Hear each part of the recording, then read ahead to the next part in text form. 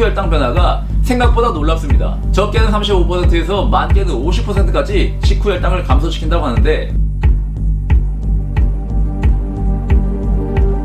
식후 고혈당 때문에 고민하시는 분들, 인슐린 잘 나오게 만드는 첫 번째 재료는 바로 미르세틴입니다. 미르세틴은 췌장의 베타세포에서 직접 인슐린 분비를 촉진합니다. 그것뿐 아니라 미르세틴은 인슐린이 근육 속으로 포도당을 집어넣는 것도 도와줘 혈당을 더 잘 낮춥니다.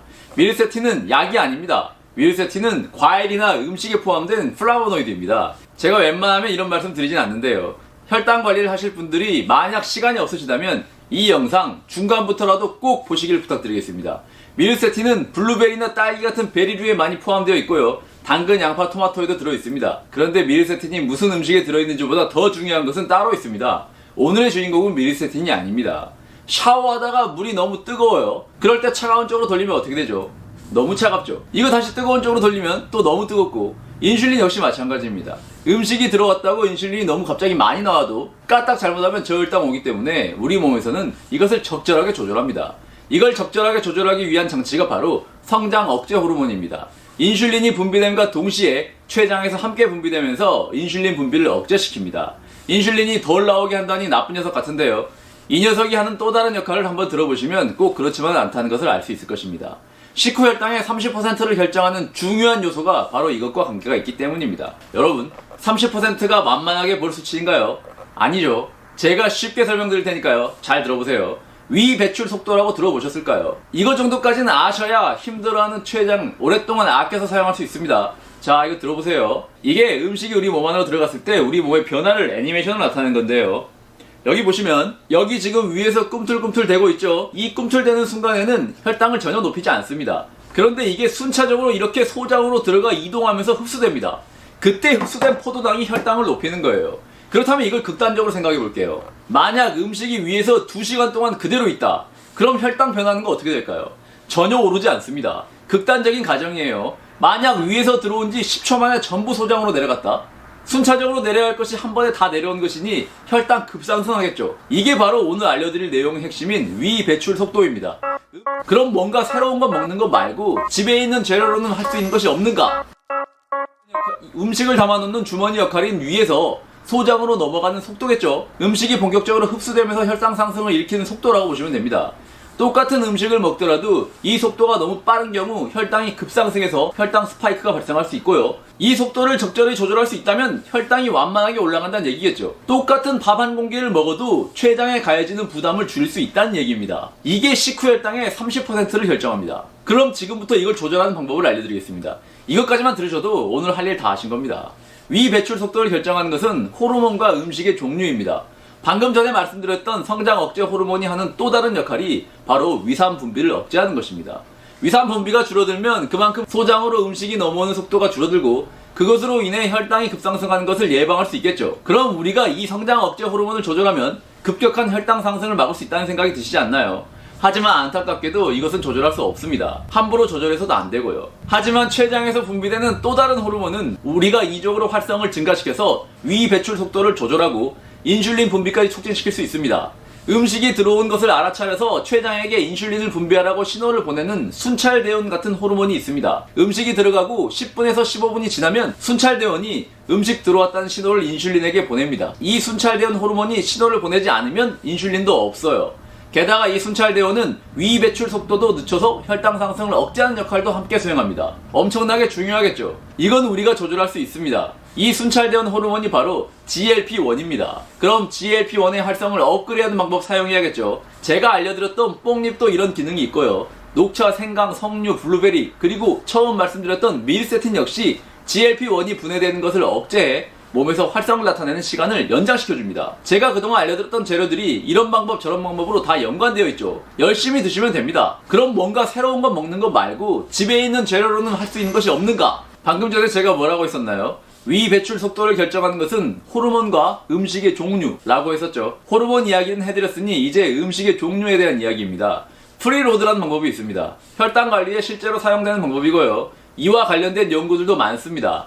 제가 식사할 때 반찬 먼저 드시라고 이야기 들었었죠. 프리로드는 반찬 먼저 먹는 방법, 거꾸로 식사법보다 아주 조금 더 인내심이 있어야 하는 방법인데 오징어 약사 채널 구독자분들이라면 충분히 하실 수 있을 거라 믿습니다. 당장 오늘 저녁부터 시도해보실 수 있고요. 실제로 혈당 재보면 효과 확인할 수 있으니 잘 듣고 따라해보세요. 오늘 식사 때 이 방법 써보신 분들은 댓글로 인증 부탁드리겠습니다.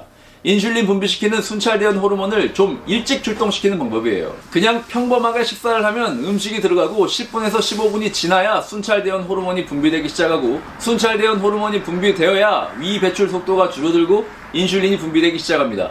우리는 이것을 알고 있기 때문에 식사를 하기 전에 미리 순찰대원 호르몬을 분비시킬 수 있는 음식을 가볍게 섭취하면 본 식사를 시작하기 전에 순찰대원 호르몬이 분비되기 때문에 위에서 장으로 음식이 넘어가는 속도가 느려지며 혈당 스파이크를 방지할 수 있습니다. 그렇다면 얼마나 먼저 먹어야 할지와 뭘 먹어야 할지를 알려드리겠습니다. 본 식사를 하기 최소 15분에서 30분 전에 섭취하시면 됩니다. 이게 실제로 제가 식사 전에 미리 음식을 먹고 나타난 혈당 변화고요. 저는 올리브유와 전복 1개를 먹었습니다. 약 20분 후부터 본 식사를 했고요. 이번에도 역시 반찬 먼저 먹고 속도를 천천히 먹었습니다. 혈당이 높게 솟았다가 내려가는 방식이 아니고 천천히 완만하게 올라갔다 천천히 내려가죠. 반면에 식사 전에 뭘 먹지 않고 바로 김밥을 먹었을 때 나타나는 혈당 변화입니다. 이렇게 혈당 스파이크 치고 올라가는 식사가 가장 나쁜 거예요. 그럼 식사 전에 뭘 먹는 것이 좋을까요? 위장관을 중심으로 당뇨 환자의 혈당 관리에 대한 연구를 모아서 분석한 실험입니다. 주로 단백질과 지방류를 식사 전에 섭취해서 나타나는 혈당 변화를 연구했는데요.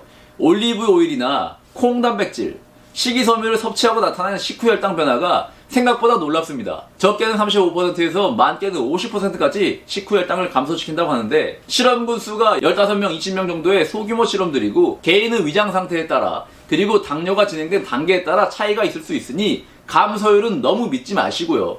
효과가 나온다는 것 정도만 확인하시면 좋을 것 같습니다. 참고로 당화혈색소도 적게는 0.8%에서 많게는 2.2%까지 낮아지는 결과가 나오기도 하였습니다. 이 실험은 올리브유를 가지고 진행한 실험인데요. 올리브 오일을 섭취한 후 위에 남아있는 음식을 나타낸 그래프입니다. 섭취 60분 후를 볼까요? 그냥 물을 마셨을 경우 60분 후에 40% 정도 위에 음식물들이 남아있는데, 올리브 오일 섭취한 경우 70%가량 남아있습니다. 이 차이 30%만큼 식후 혈당을 덜 올리고 있다는 얘기죠. 그만큼 음식이 소장으로 천천히 넘어가기 때문에 혈당이 완만하게 오르겠죠. 실제로 혈당이 올라간 그래프도 더 서서히 완만하게 올라가기 때문에 췌장에 가해지는 부담도 적어집니다. 순찰대원 호르몬이 분비되는 수준도 일반 물을 섭취했던 대조군과 비교해서 차이가 많이 나죠. 이 실험에서 사용한 용량은 30ml인데요. 테이블 스푼으로 하면 2스푼입니다. 전에 올리브유 소개해드린 영상 따라 하시다가 변에서 기름이 둥둥 떠다니는 분들도 있었습니다. 어디까지나 개인의 위장 상태에 따라 다르니까요. 적은 용량부터 시작하시고요. 위 배출 속도가 줄어든다는 말은 소화 속도가 줄어든다는 말이니 소화력이 약하신 분들의 경우는 소화 기능을 잘 확인하시고 시도하시는 것이 맞습니다.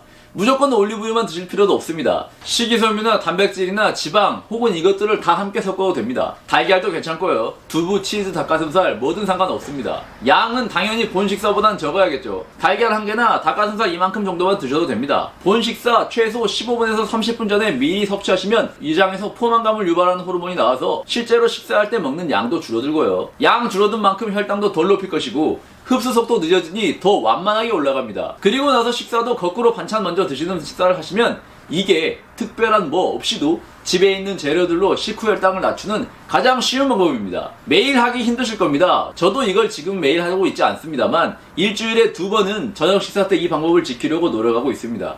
여러분들도 단계별로 한 번에 바꾸려고 하지 마시고요. 천천히 계획을 세워보세요. 여러분들은 잘 몰랐던 맛집을 친구가 소개해줘서 갔는데 맛있어. 그럼 어떤가요? 친구에게 고맙죠. 오징어 양사 채널도 구독자가 26만 명인데 아직도 모르는 분들이 많습니다. 오늘 영상이 도움이 된다 싶으면 친구들이나 카페, 밴드 이런 곳에 영상을 공유해주세요. 친구분들이 여러분들에게 고마운 마음을 갖게 될 것입니다. 그리고 영상을 이렇게 끝까지 보신 분들이라면 좋아요 누르시는 거 아시죠? 감사합니다. 오늘 영상 잘 따라하시면 다음 시간에 볼 때 더 건강해져서 만나게 될 겁니다.